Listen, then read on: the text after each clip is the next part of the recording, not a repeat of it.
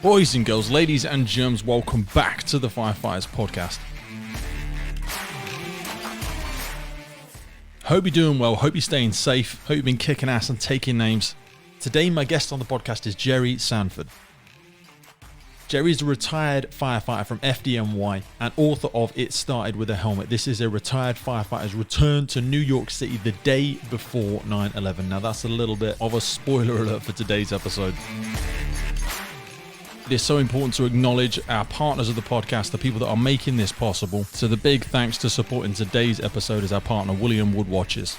William Wood Watches are a luxury British watch brand. But what's so unique about this brand is the way it honours firefighters and makes innovative use of recycled fire service equipment right here from the UK. There's so many brands on the market focusing on sustainability, recyclability, upcycling. It's actually such a refreshing and authentic story about something like William Wood Watches. It is so much more of a personal brand. Johnny and the guys are based in London, but they ship international, so listeners from all over the world can get in on William Wood Watches. There's so many small and significant details in these watches as well, from the Valiant to the Chivalrous. They create in the different colours, the dials, from the red watch to the blue to the green, to the crest, the helmet emblem. But the favourite thing for me, and the thing that always gets noted on my watch, is the strap. Now again, whether it's some titanium wear, blue hose, or the red or the yellow, all of these have their own unique aspects to it, but they still have that coloration because they've done 10 years operationally on the front line. These are hoses that have actually been out there, being thrown down highways for RTCs, been hauled up the sides of high-rise buildings. It really is just such a unique part of William Wood Watches, and we feel so privileged to have them as a partner on the podcast. Now, yes, William Wood Watches is a private company, but in 2020 they gave £12,500 to firefighter charity donations, and in 2021 alone they have donated over £20,000 to firefighter charities. So if you're a frontline operator that is head over heels in love with the fire service, if you are looking for a gift for a retiree, for a close friend, for a family member, for a watch member, then head over to williamwoodwatches.com and check them out. I love my watch. I've had it for like 2 years now. I've got the London Fire Brigade red fire hose on mine, so go and check it out. You will not regret it. And a massive thanks to Johnny and the team for their continued support. We do cover some sensitive subjects in and around the attacks of 9/11 in today's episode, so just a little bit of a heads up. Thanks for coming back. Thanks for being here on the Firefighters Podcast. It is my absolute pleasure to invite you to join us in on this conversation. So without further ado, buckle up for safety, and I will see you crazy cats on the other side. It's a good job one of us knows what we're doing. Sorry. No. We're always early because we can't trust ourselves. Couldn't find my glasses. Brother, we don't need them. Don't worry about it.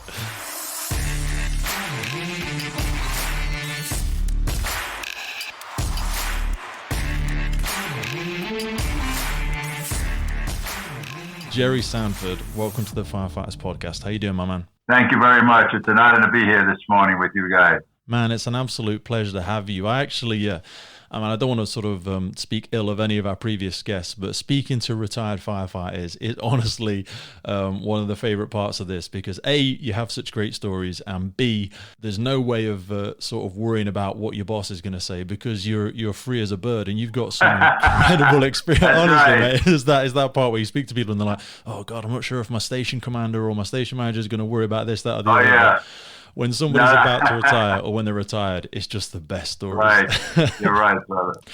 Very few people, though, have gone as far as your good self as to actually putting it down in paper. Now, obviously, we're on today sort of talking about the book that you've written first and foremost, but also your incredible length of experience. So you brought it out. When did the book come out? It's called It Started With a Helmet, and it's a retired firefighter's return to New York City after the day before 9/11. When does it come out?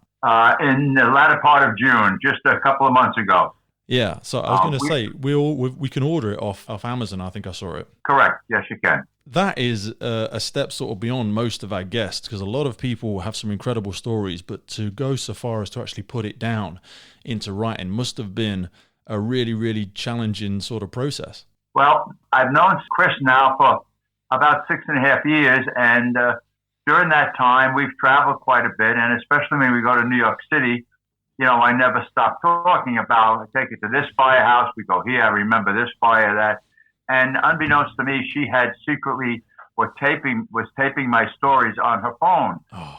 So all along, she never said anything to me. And then until this past February, she said, "Grandpa, I want you to sit down, and if you'll shut up because you're a loud man, and allow me to show you something." And she had typed 12,000 words into this beautiful, short little novel about I found a fire helmet here in Naples, Florida, and I immediately knew it belonged in New York City because of the front piece. And we returned it back to the South Bronx on the day before 9/11.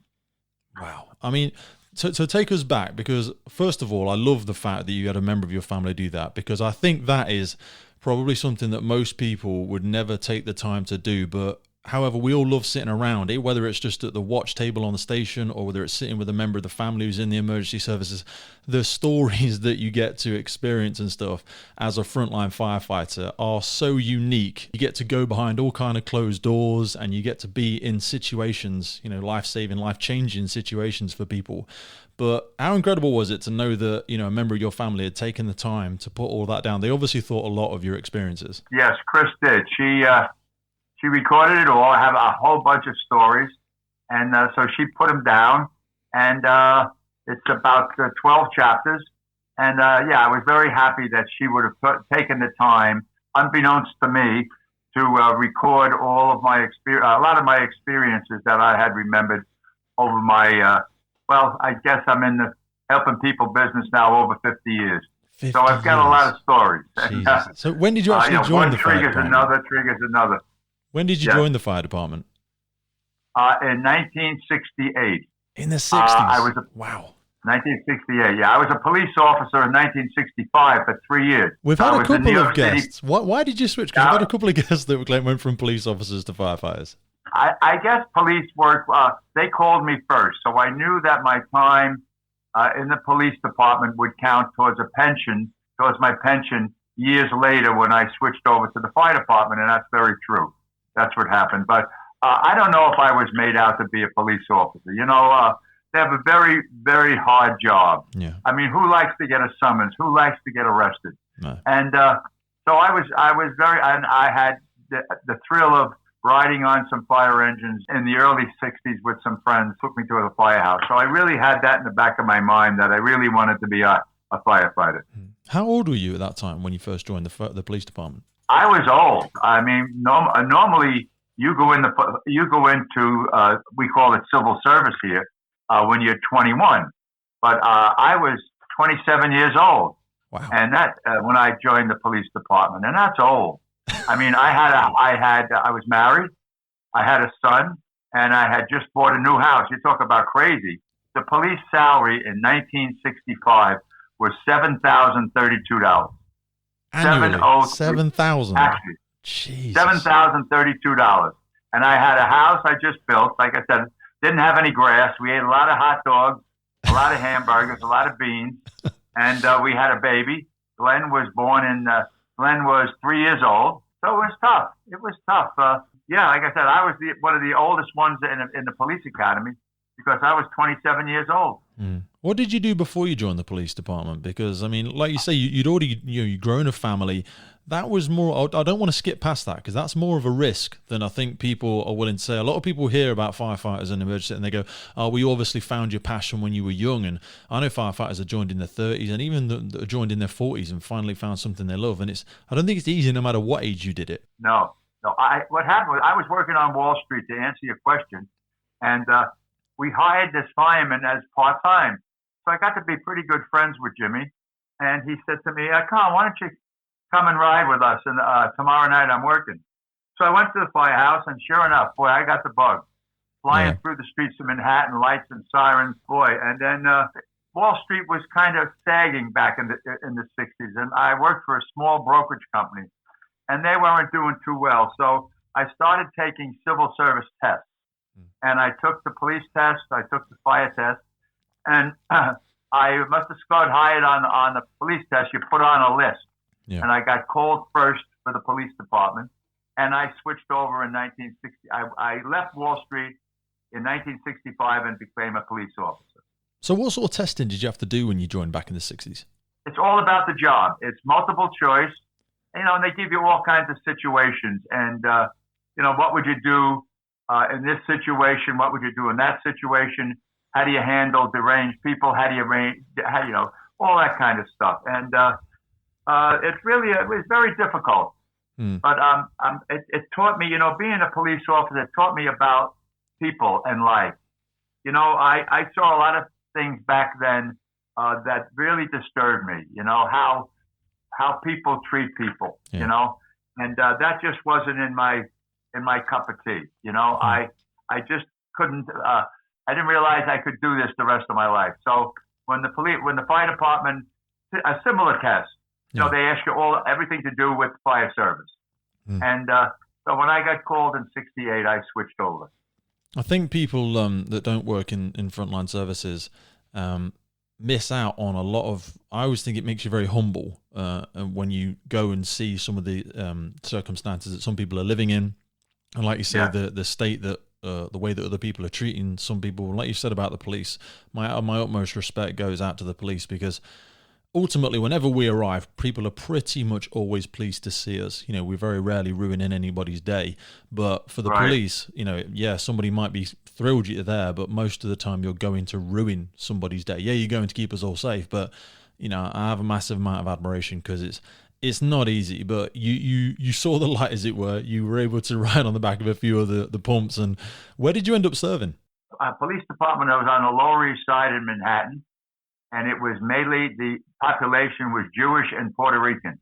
Okay. And here I am, a white Irish Catholic kid from Staten Island, and I get assigned to the 7th precinct. I mean, I'm looking at people walking, with different dress, different languages, So it was very different, very different. Very challenging.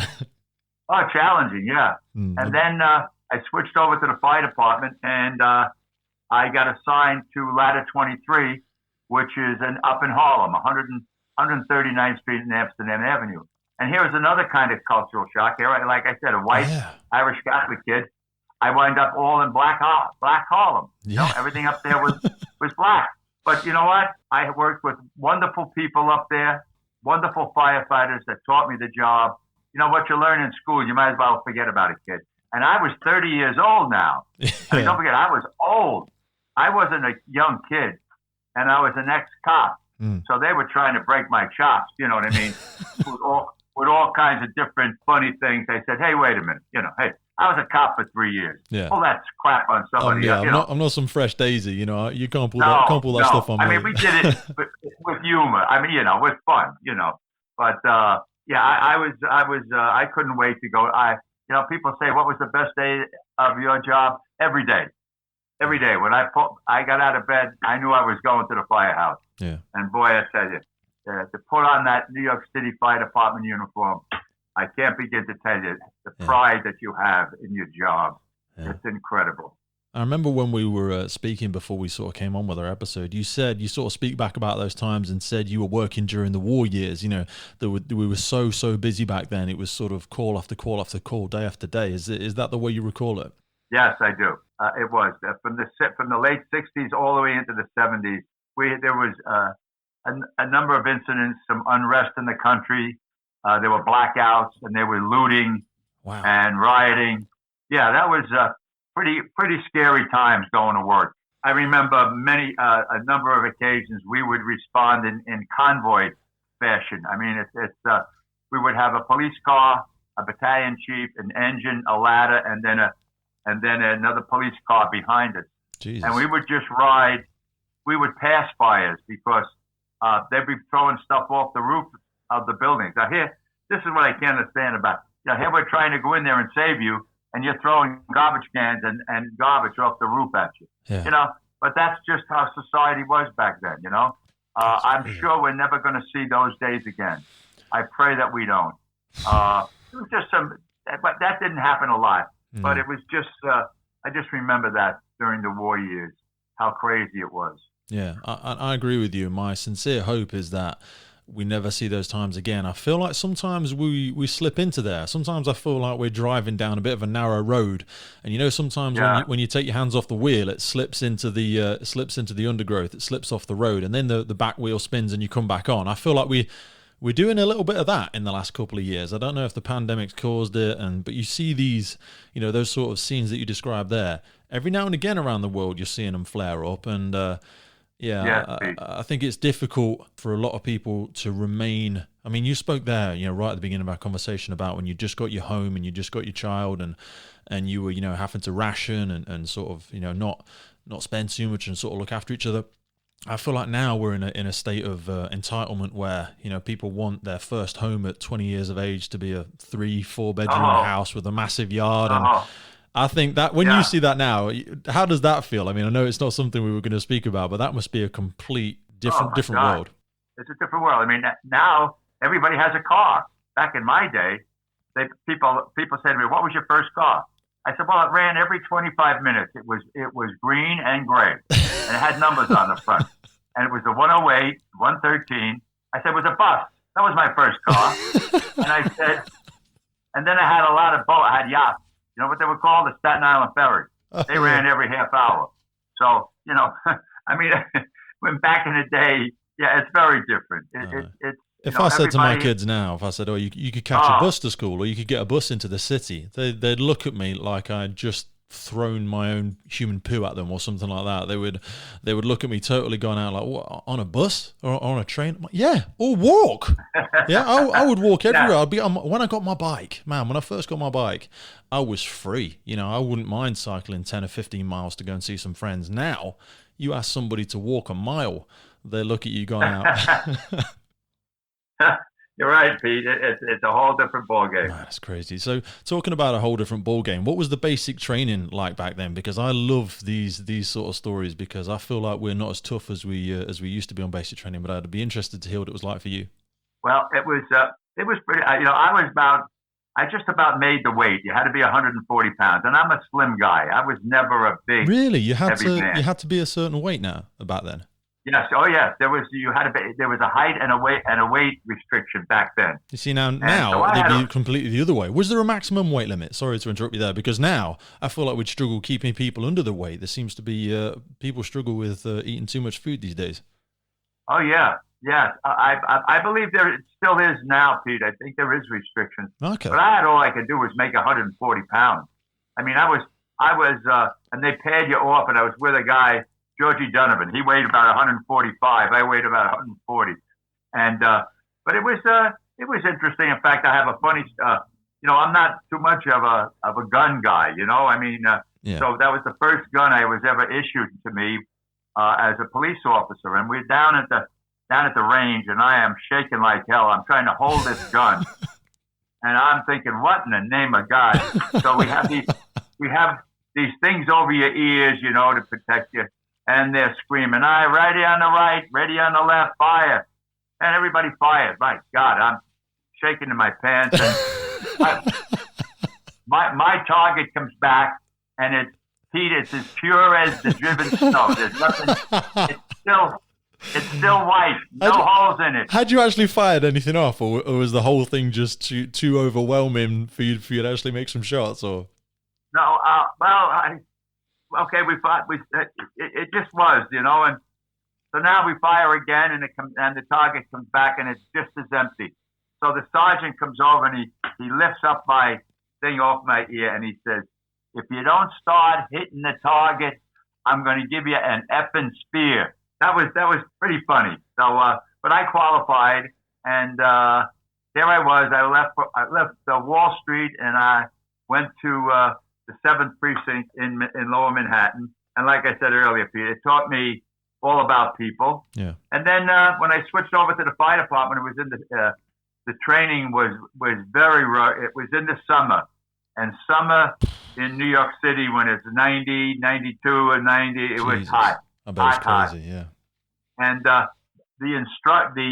battalion chief who was in charge of the training academy, he hated ex-cops like me that switched over to the fire department.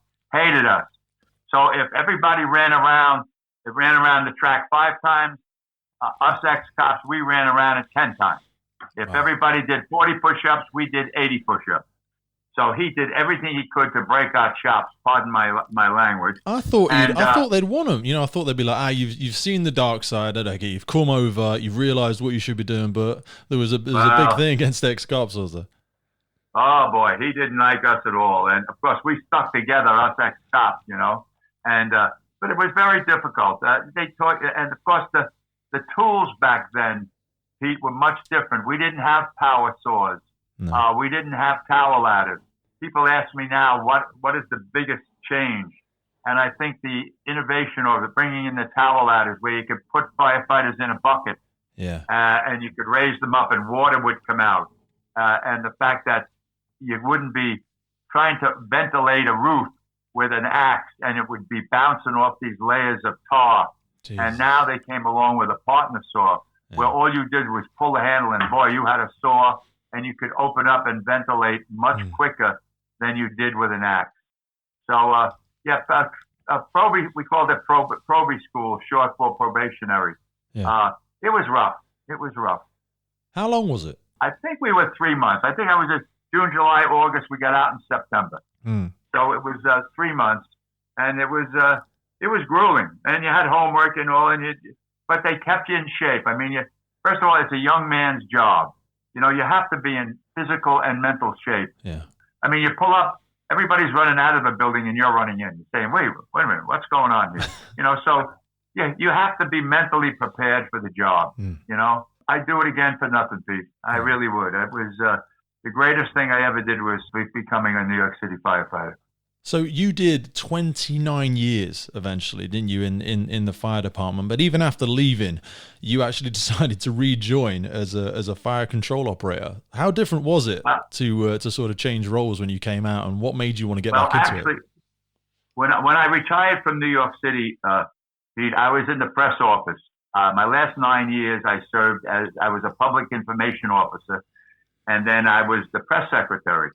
So I dealt with the media my last 9 years, and then I retired, came down here to Naples, Florida, and found out that I went to get a CPR refresher course at a high school one Saturday.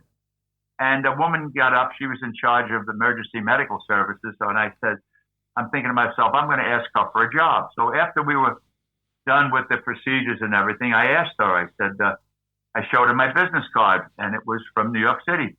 And she was very impressed. I said, look, let's not get impressed here. I just want a job. I said, look, she said, well, I think I know, I have a public information officer.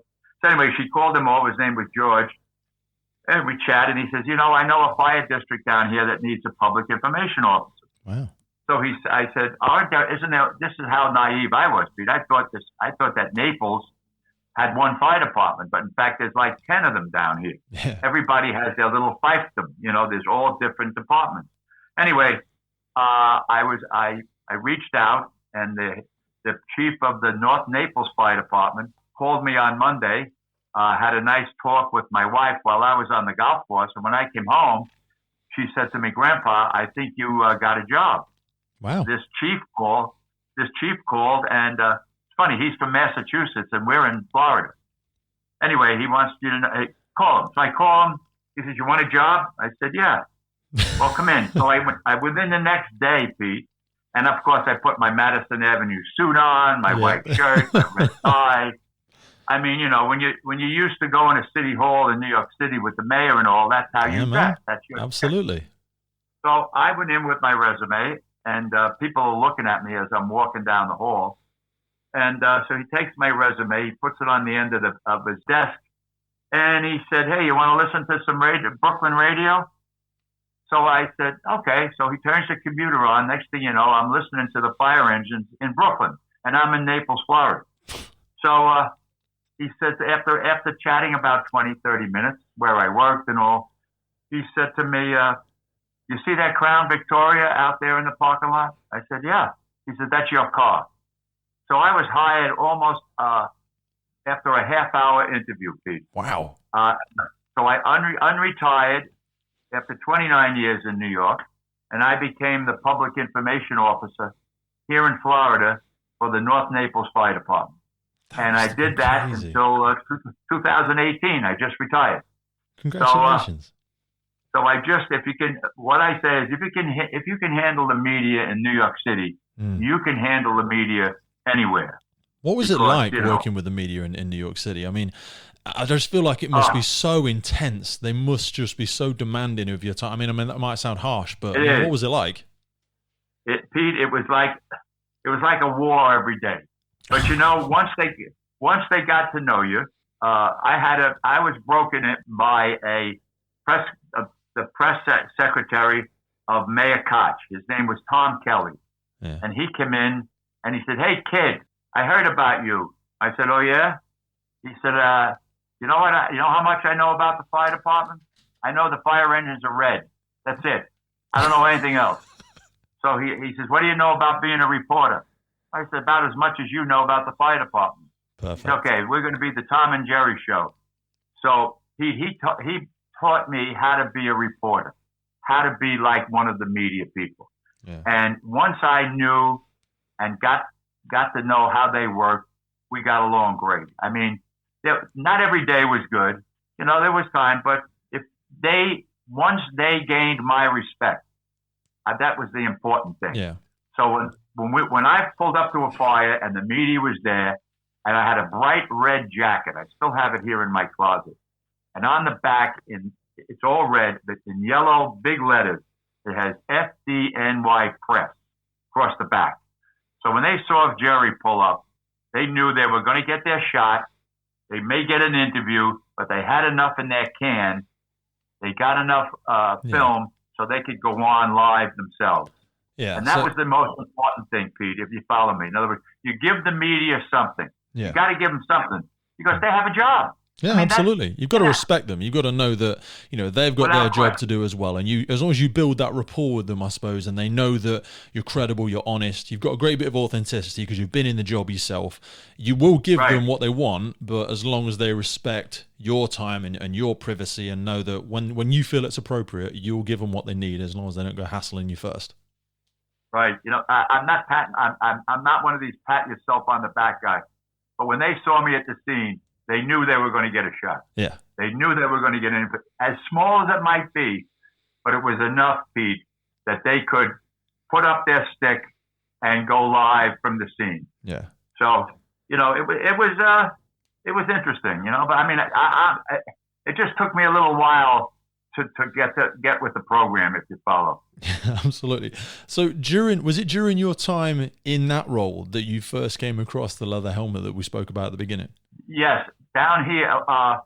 I'm now hired down in Naples. This is 2000, and I get hired on May 15th of 2000. And about a month later, the chief who hired me said, we have a fire helmet here from New York City in one of our fire stations." I said, "How did that happen?" He says, "Oh, a man walked in. It was his father's helmet. He was a New York City firefighter way back in the day. Oh, wow. He didn't want the helmet any longer, so he gave it to us." I said, "Wow, that's okay." So we drove over, and sure enough, up on the wall is this old black leather helmet, and it's got 4-2 in red on the face piece. Wow. I took it. I saw it immediately, and I knew that it came from the South Bronx, from Ladder 42 in New York City. It's so strange that the family didn't want that anymore. I mean, he didn't want it. The son, which I thought was a little strange, the son didn't want the helmet, and he donated it to the fire department here in Naples. It's good of him to give it back to the fire department, though, because, like you said, those sorts of memorabilia. I mean, they can go on to really, as we're here today, make for some incredible stories to their origins, and it takes you back to a whole other time, doesn't it? It does. So I said to him, "I know that's the fire commissioner's, my former fire commissioner. I know that's his house." So we go back, and I call him up, and I get him on the phone, and I said, "Tommy," I said, "I got a helmet here," and I tell him about 42. And he said, "Boy, I'd love to have you bring it back." He said, "But the house is being renovated now." Now, this is like July of 2000. Yeah. So he said, "I tell you what, we'll keep in touch, and I'll let you know when the firehouse is going to be finished, reconstruction, and you can bring the helmet back then." Okay, so advanced that to about a year. And in August, they called me and said, "You better start making your plans. The house is all set, and it's going to be rededicated on September 10th, Wow. 2001.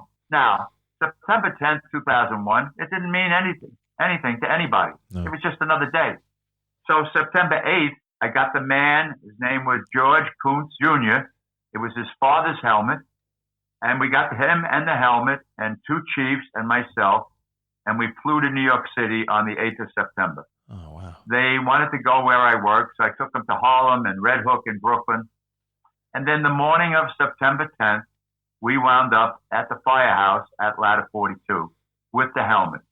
And there were hundreds of men that came back that worked in Engine 73 and Ladder 42. And on the apparatus floor, they had built an altar. And one of our Catholic chaplains, Father Michael Judge, was going to say Mass. Well, who would have known, but that was the last Mass that Father Judge said, because he was one of the first fire department members that was killed the next day at the towers, Jesus. along with 7 or 8 of my other friends that were at this ceremony, Pete. So they cut the ribbon to the fire. Mayor Giuliani was there. I got reunited with him and some other politicians that I knew. And then we gave the helmet back to the captain. And we went next door to a social club where we had food and good cheer. And then we left and we went back to LaGuardia Airport the evening of September 10th. We were supposed to fly back nonstop back to Fort Myers. Yeah. But a storm hit New York, Pete, and it closed all 3 New York airports the evening of September 10th. Wow. LaGuardia, Kennedy, and Newark. And here we are, stuck at LaGuardia. Our luggage had got on the plane, and the only thing we had was my phone. So we see that our flight has now been, instead of delayed, it's been canceled. So we get booked on a flight the morning of September 11th. So I called my daughter. She came, picked us up. We stayed overnight for a couple hours at her house. And the morning of September 11th, it was a beautiful blue sky. I'm sure you and everybody around the world have seen that sky. Yeah. The morning of September 11th. Yeah. And we took off. And we were changing planes in Pittsburgh when I was called to a restaurant where there was a television on. And I looked up, and that was the first sight that I saw, Pete, was that a plane had crashed into one of the towers. A feeling came over me I can't even try to describe, because I knew my brother firefighters would be going in and going up when everybody was trying to come out. So I mean, that was an act of terror that had never, ever been experienced anywhere, ever. Never. You know, it's never been seen before and never been seen again. I mean, we get on the plane. He backs it out about 30 yards, stops the plane. The pilot says, "Okay, everybody off. The FAA has grounded all flights." So there we are in pandemonium, people running, screaming through Pittsburgh Airport. Pete, I couldn't believe what I was seeing. I was like, what is going on here? Yeah. So I said, I don't know about you guys, but I'm not staying in Pittsburgh. So let's get a car. So we all got on a rental car line, and it took us about an hour. By the time we got a car and got out of the airport, it was pretty bad. Yeah. When did you first realize? I mean, when you saw that second plane hit? And it was sort of became evident that it was a form of attack. You say that people were, I mean, just beside themselves. What was it like to try and gain a sort of grip on reality in any capacity? Because you've served you've served in the emergency services. You've seen behind the scenes. You've seen what the control staff do. You've seen what the press people do. What were your thoughts in and around, the people that were going to be committed? What was going to be required? Were you even able to comprehend it? I never could. Even to this day, I've no idea what I'd have done in that situation. No, it was very, very difficult, Pete, to what's happening. I know what our forces were doing. They were trying to, I'm sure that they were summoning everybody to get down there and help. It was just, it was tough. It was hard to believe what I saw, what was happening. I can't put it in any other way. That how could that happen here? How could that happen in the United States to us? I know. And it was just a trying times. Awful. So what were your actions after that? What happened over the next few days? Well, then we got back to Naples, and the following week, my wife and I flew to Philadelphia to attend a christening of our grandson. And then that was, sorry, just to interrupt you there. That was a brave move. Was there any apprehension around flying during that time? Because some people must have been petrified. Yeah, there was only about 8 people or 9 people on the plane. Yeah. That's when the FAA allowed people to fly, and everybody was looking at each other very suspiciously. Yeah. Like, who are they? Did you or your partner or your family, did you have any fears that this was going to be a repeated event? Or because even now it's still one of the safest ways to travel. It's far dangerous just getting in your vehicle. We get in our cars every single day, and so many people, thousands or hundreds of thousands, die on the road every day. It's still one of the safest ways to travel, but so close to the event, it must have been surreal. Oh yeah, it was surreal. It was we were very, very nervous, needless to say, flying. Then shortly after that, I was able to reach the fire commissioner, and I went back to New York, and I volunteered back in the press office. Wow. Dealing with the world. This time it was the worldwide media, setting up all the TV show, all the scenes and everything that everybody wanted to go into a firehouse. Yeah, I'll bet. We couldn't do that. I could go into a firehouse and offer my sympathy to my brothers because I was a firefighter. What made you want to reach back out to the commissioner? What made you want to get back in? Because, you've been retired for so long. Yes, it makes perfect sense to me. You've got such a wealth of knowledge. And obviously, they tragically lost, I think it was 343 firefighters, I think they lost. So they clearly needed people, and I say that in, of course, the most respectful manner. But it's still a massive decision for you to fly all the way back there and offer your support. And was that common? Was there a lot of people coming back into the service? Yes. Did you see anybody else that you'd worked with before or that had been retired a long time? Yes, there were a lot. Look, that was my job. That was my whole life, Pete.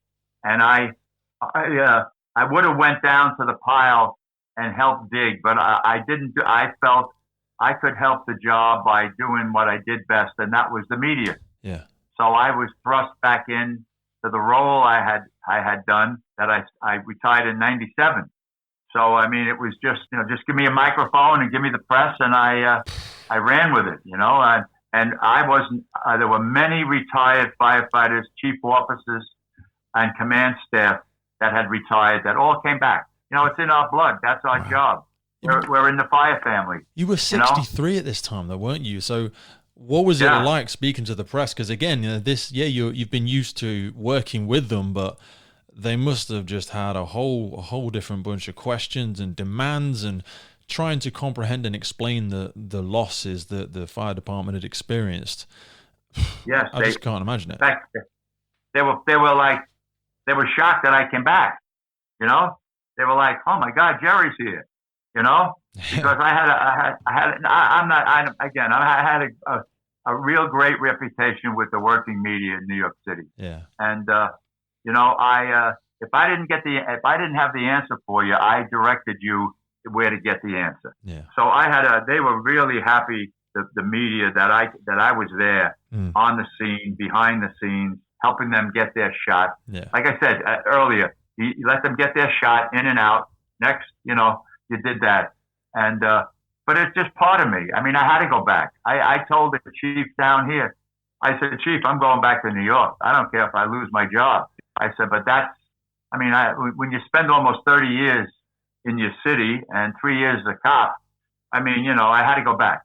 I just had to go back, Pete. Yeah. And, so did the other, I was reunited with men that I hadn't seen in years. Yeah. And some of them were digging and looking for their own sons. That's that when you think about it. Yeah, that's when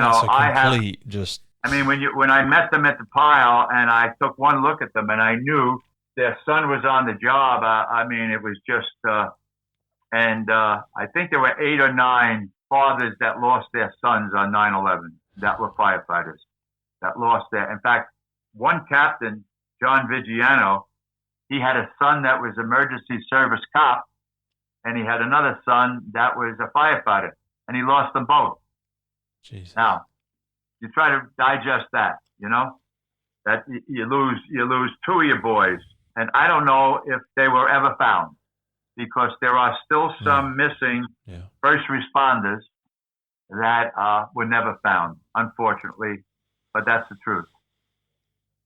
So it's a very heavy thing for especially now with 20 years. Well, it's a heavy thing. And it wasn't quick to deal with either. This lasted months, didn't it? The recovery operation and being at ground zero and slowly, and because there was also to kind of go off on a tangent, there was a lot of government services that worked in the towers. There was a number of federal services that worked there, so there was a whole bunch of concerns around data and all that sort of stuff. There must have been a difficult thing to navigate, people worrying about government assets and their business assets, and other people trying to dig for their 2 sons.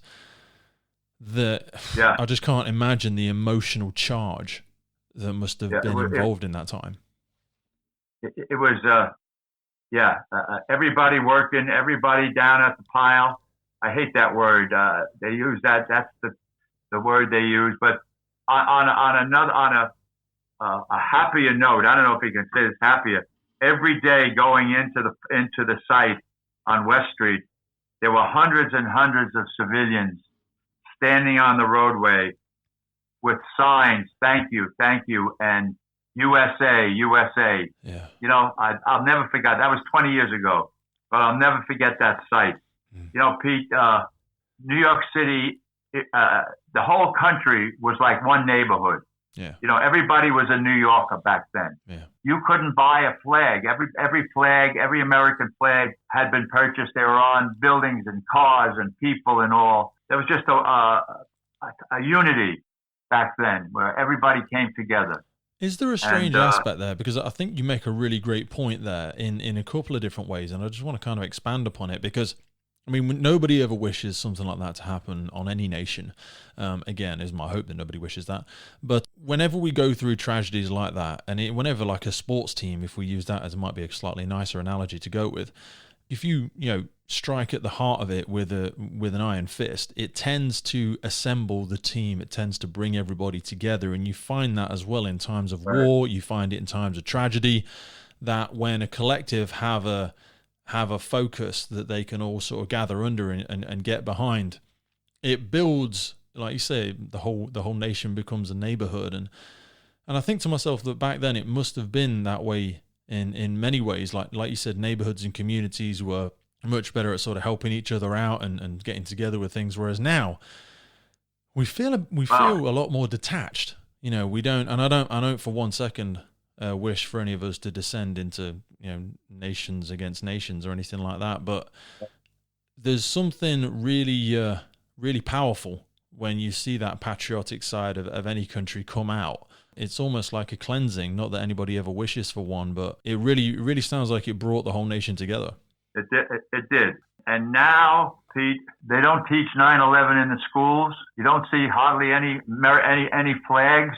No. And that's what really bothers me, the fact that the unity and what's happened in this country. But a good thing about just to jump back to our book, is that we've gotten a number of donations where we're able to send the book to schools, where educators and teachers have reached out to Chris and I and have asked for the books.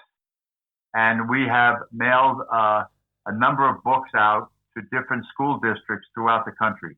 And I'm very happy about that. The children, that was 20 years now.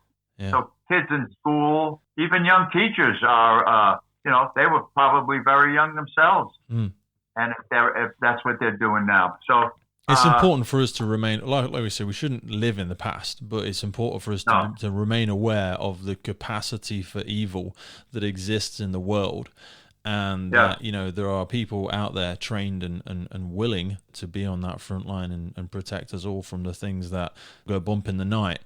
It's always important to remember that. I think, you know, whilst we have a desire for everybody to get along and nobody to get offended by absolutely anything anymore, I don't think that's entirely realistic. And I think we can send a lot of children sleepwalking and blindfolded into adulthood, not realizing that these evils are still out there. Yes, correct. So after you'd written the book, you say you've gone through this incredible experience and you've decided to include 9/11 as part of your story, because I mean it's woven itself so clearly into it. How did you and Chris feel about dealing with this delicate subject? I mean, you've done an incredible job, and you know, I think the way that people have donated to ensuring that the book gets out there to the younger society and across the fire service worldwide is a sort of a demonstration of how well and how delicately you've dealt with this. But was there ever any sort of trepidation or concern about dealing with such a delicate subject? Not really. No. We both wanted to get the story out of what happened to me in my career, and to get the message out to the young children that this is life. You know, you have to pick up your pants and get out there. This is the hand that's dealt to you.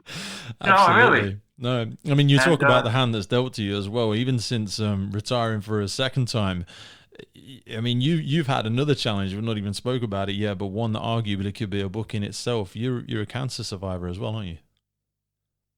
Yeah, that was kind of a difficult thing. I love how easily you just brush that off. You're like, yeah, that was kind of a difficult thing. Well, you mean that terminal illness that takes so many people every single year? Yeah, I'd say that was a pretty big thing, Jerry. You know, let's not undersell that. That must have been, after everything you've been through and seeing so much tragedy, to have that come knocking on your door and the door of your family must have been pretty. How did that feel when you were given the news of that? And how did did it first start? How were you suffering? Because it was lung cancer, wasn't it? I wasn't detected until 2007. That was 6 years after. Wow. And going back to 9/11, the government officials said, you don't have to put a mask on, and here we are walking through that cloud that we all saw. Yeah. I'd take a number of crews there, usually in the morning and then sometimes in the afternoon. And the administration, the government officials said, "No, you're okay. You don't need masks." Well, years later, in fact, we're still losing. I just got a notice 2 days ago. We lost another firefighter 20 years later from cancer-related illness.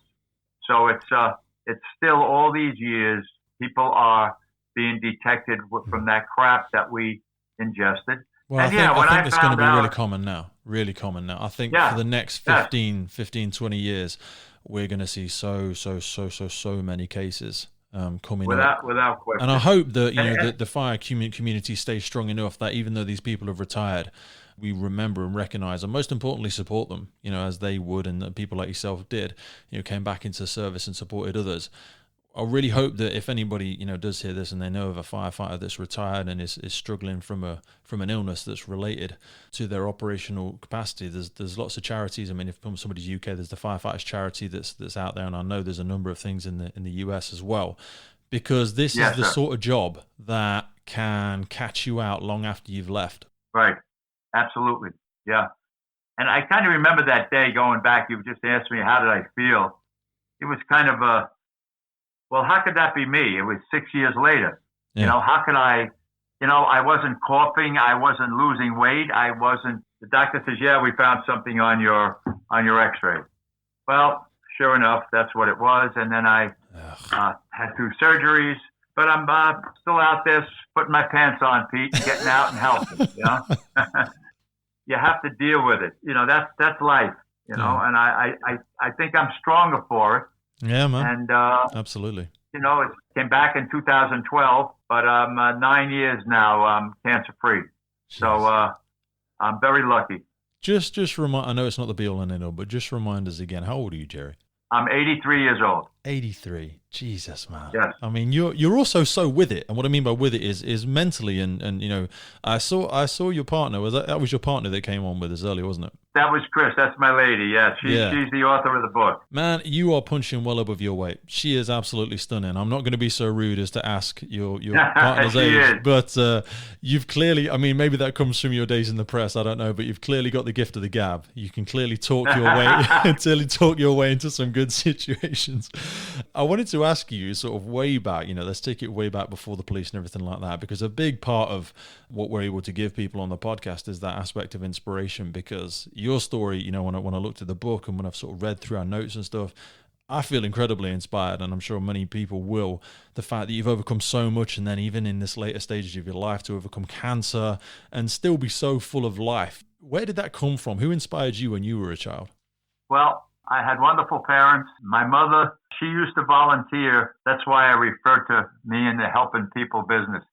She drove for the blind. She drove and took food all over. I've been over 50 years, and like I said, in the helping people business. My brother was a school teacher. Wow. My two sisters were in education. So we're all 4 children. We all kind of followed in Mom's by following her. And she used to tell me, she's told us all this. She'd say, Gerald, it doesn't cost anything to be nice to people.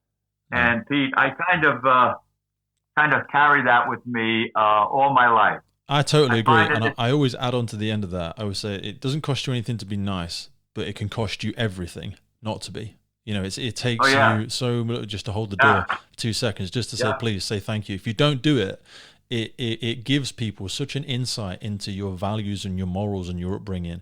If you don't value other people's time and other people's value of themselves, then how can you ever expect it to be given back to you? It can cost a lot, you know, and I really want to make a massive point about that, because especially even in the fire service, it's always the small things that make the big difference, I think. They do. Yeah. So that's kind of where I got my training, you know, with my, you know, she was Girl Scouts, me with Cub Scouts. I mean, you know, it was always hands-on with her children, you know. I feel that's what we have to do there out there in society, is be involved with our children. I talk to a lot of these young firefighters. We have a fire academy over here, and I tell them, don't tell anybody what we have. And they look at me like I'm nuts. And I tell them, we have the greatest job in the world, and leave it better than what you found it. They all look at me, and I tell them, you know what kind of profession we have? Every 4 years, there's a test to be a New York City firefighter, and they have 100,000 applicants. Wow. I said 100,000 applicants want to be a firefighter. Yeah. And our profession is incredible. You can go all over the world and just knock on the door to use the bathroom, a cup of coffee, or directions, and just tell them you're a firefighter. Man, let me tell you something. Yeah. It's I don't have to tell you, Pete. You know what I'm talking about. Man, that's what has accidentally created the podcast. To be honest with you, Jerry, you know, is my absolute pleasure through some of the international work that I've been lucky enough to do with the podcast, is that realization that the passion and love I had isn't a UK thing, not at all. You know, if anything, I think it's stronger in some other places. But speaking to people from the US, from Germany, from Australia, from New Zealand, just that is that eternal and global family. I feel like no matter where you go, the pulse of the community almost finds its way back to the firehouse. That's where it lives. That's where. You know, and it is a massive responsibility, and we should feel privileged to be in that seat. Because like you sort of said there, you know, leave it better than you found it. It was here long before us, and it will be here long after we've gone. We are just filling a seat, and I don't say that to undersell it. What I mean is keep that seat well, you know, keep it working, keep it functional, keep it well kept. You know, make sure you add to the values, make sure you make decisions and take actions that uphold the very best parts of the entire community. What's best for the community is what's best for the fire department at the end of the day. Exactly, Pete. Now, you've had the privilege of working with some incredible leaders. You've acted in leadership roles yourself, from commissioners, talking to chiefs and all this sort of stuff. And you've really experienced leadership in, I mean, arguably, it's not a competition, but from my recollection, from any of the guests we've spoken to, you've dealt with leaders in some of the most challenging situations the fire department globally will perhaps have ever faced. But what have been some of the great characteristics and qualities that you've seen in these leaders? I had the privilege of working with a number of chief officers that were really role models. One in particular, he was killed on 9/11. His name is William Bill Feehan. I met him when I was driving a chief in the 4-8 Battalion. He was a newly promoted battalion chief in the 3-1 Battalion. And he quickly rose through all the ranks, all the way up into, he was even acting fire commissioner for a time. And just following these men on how they acted and how they treated people, how they knew the job, I really was impressed with Bill Feehan and the number of the staff officers that I had the privilege of working with. You know, I got to meet a lot of dignitaries, presidents, cardinals, senators, all of that. But you know, it comes down to the chief officers and the firefighters that I got to know that were above me.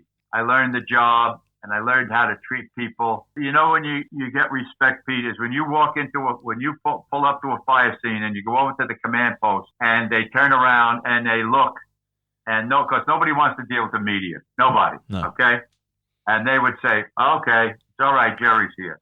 And I don't mean that in any kind of a big deal way. No. It's just that's the respect that you earn, you know, by doing the best you can do. Yeah. And I was blessed to work with some wonderful men and women throughout all my years in the fire department. I learned from the best, I guess. You've spoken, you know, really passionately, articulate around some incredible heroes during that aspect there. But I always think it's a bit of a trick sometimes when we speak about people in the emergency services being heroes. The act that they carry out is heroic, but so is, you know, so many things that everybody, you know, that people do every single day in the community. You know, doing a heroic act is accessible to anybody, but it doesn't mean that people in the emergency services don't get scared sometimes, you know, because like you said, you're running into a burning building when everyone else is running out. So looking back over your career now, I wanted to ask you if you'd ever had those moments. You know, was there a moment where you ever felt scared, or were you ever afraid when you were in the job? Oh, sure. Oh, my God. Yeah. I was in a truck company, and I'd have the roof a lot of times. And, you know, when you're in an engine company, as you know, Pete, you have a bunch of guys pulling the hose. Yeah. But when you're in a truck company, you operate separately. So you're by yourself. So you really have to have your wits about you. And there was a couple of times where my job was to get to the roof. I don't care how you get there, but get to the roof and open it up. And I was stuck. I couldn't get the scuttle cover open. And there was some times I was like, wow, I guess this is it. And the smoke is just blowing up, and I somehow got out of there. But and I got knocked out. I got knocked out in a couple of jobs, and I had to have oxygen. But you got knocked out? What, as in you just collapsed, or you knocked your head, or something? I just took a little too much smoke, and they pulled me out. I mean, I wasn't unconscious or anything like that, but I just got dragged out, and they put the resuscitator on me, and they brought me around. I wasn't, but there was some times that it was a little hairy. I mean, there's nothing like getting the adrenaline going when you pull up in the fire, or as we used to say, the Red Devil. It's blowing out the windows, and you're like, oh boy, we got a good job here. I mean, can you imagine? I'm just saying, we got a good job here. It's so backwards thinking for most people when you hear, you know, went to a great job last night. It was a road traffic collision, and one was trapped and another was dead, and they're like, wow, how's that great? I always say to people, because it's difficult for them to say, you don't wish this stuff to happen upon anyone, but it's going to happen. You know, human error is everywhere all over the world now, and we're so distracted, more so than we ever have been now, that these things are going to happen. We don't want them to necessarily happen, but they're going to happen. But I think we're so privileged in the emergency services to be the person that when they're having the worst day of their life, Jerry is the person they call, you know, Dave, Sally, you know, that is the person.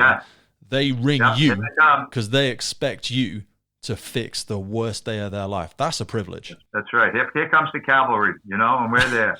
We were just up to the South Bronx last week. We went back to visit the helmet in the firehouse, and the box comes in, and there I am. I'm standing at the back. I almost swung on the back of the rig, and Chris is having a heart attack. He's screaming at me, "Don't you dare!" I was like, "What?" Pete, I almost got on. I had a couple of runs. I almost got on and went with them, you know. Mate, but, it would have been worth it. It'd have been worth it. I'm sure you'd have had some value to add. 83 years old. There I am going to a fire. I mean, come on. So, I mean, Jerry, as we sort of just bring it to a close now, my man, I always love this question because, I mean, there's advice all over our conversation today. There's so many big takeaways, but I just wanted to button hook it and close by asking, you know, what advice would you give to somebody that was joining the fire department now, and what do you think makes those great essential characteristics of a firefighter? Pete, I'm glad you asked that question, because at night we're on this social thing called TikTok, and I get a lot of questions from these young firefighters. Yeah. And I tell them, keep your ears open and your mouth shut. Okay? Right off the bat, hang out with the older firefighters. Get into your training manuals and your brochures and all of the training things that you have to learn and study, and stay in shape physically and mentally. This is a young man's job, you know, not for 83 years old, but for a young man. And hang out with the old guys and learn from them. Again, try to make the job better than what you find it now. And when you walk out of the firehouse, that's not the end of your helping duties. Absolutely not. Volunteer. There are plenty of other agencies or plenty of people out there that could use a pat on the back or a help up, you know, a hand up, and do that, you know, and help your community. And that's why we are a treasure in our communities, because we just don't take our boots off, put them on, get changed, and go home. No. There's more to helping people than just riding on a rig. Absolutely love it. Thank you, Jerry. I've absolutely loved our time. There she is, the ball. There she is. Oh, wait, how do we get on? I just wanted to see Chris again, to be honest. I mean, you can leave me and Chris alone if you want, Jerry. Hey, baby. He's trying to get you. Yeah, damn right. I said, oh, no, I don't know what you're doing right. He must just have that gift of the voice. He's just been able to get hold of you. Crikey. I'll tell you a funny story. Right before I met him, my son asked me what I was looking for, and I turned into this ridiculous woman, and I was like, well, definitely nobody from New York City, nobody that was a first responder, definitely not a cop. No. Definitely not a firefighter. No, definitely not a cop, you know, but firefighters, they're the best. No facial hair. And then I went out with him, and then here we are. There we are. Years later. Guys, Pete, I just wanted to thank you so much for taking time out of your busy day. You. I've got so much from that. You know, we spoke about spending time with old firefighters, and I know you use that term, but you're right. You know, people come into the job clean and they leave dripping with experience. My hope is always, what I'm trying to like create here is like these little time capsules. Do you know what I mean? And they'll live forever. You know, even probably after I'm gone, it will be there. And my hope is people will be able to come back and listen to Jerry's story, and you know, and know that, you know, these were people fighting for what they felt was right and trying to make a difference with their unique skill set. So thank you, Chris, thank you, Jerry. I really, really appreciate that. Thank you so much. I'll speak to you soon. All right, take care of yourselves. Bye bye.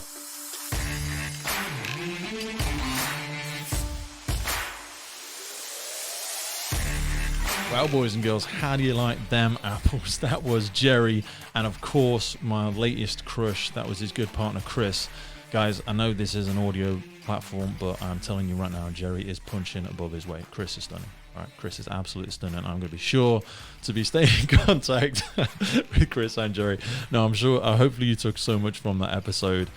Man, I loved it. I love hearing about that period of time. You know, I live as the eternal optimist, seeing what good aspects and the morals and the values that have made it through to the fire department and the fire service that we see today. So once again, if you want to get hold of Jerry Sanford's book, I sincerely cannot recommend it enough. We're going to drop the link to the book in this episode notes. So look down right below now. There will be the link to Jerry's book. It started with a helmet of retired firefighters returned to New York City the day before 9/11. And all that's left to say for myself is thanks to you, the listener. Yes, you've been here as well with us. You have been the third wheel in this conversation. How was it for you? Reach out to me, reach out to Jerry. You know, we're going to put his details in here below as well. If you have any questions for us, please don't hesitate to reach out. Thank you for coming back to the Firefighters Podcast. I hope you've taken some value from today. I hope it left you feeling optimistic, feeling proud. I know I do. I feel proud every day of the people that are out there on the front line, kicking ass, taking names, doing what's necessary to keep us all safe. And you can help share their stories. So take a snap of this, take a screenshot, share it on your social media platforms. Don't be selfish. If you've enjoyed today's episode, if you're still listening, you owe it to us, you owe it to yourself. Share this with somebody else. Thank you so much for coming back, and I will see you again real soon right here on the Firefighters Podcast.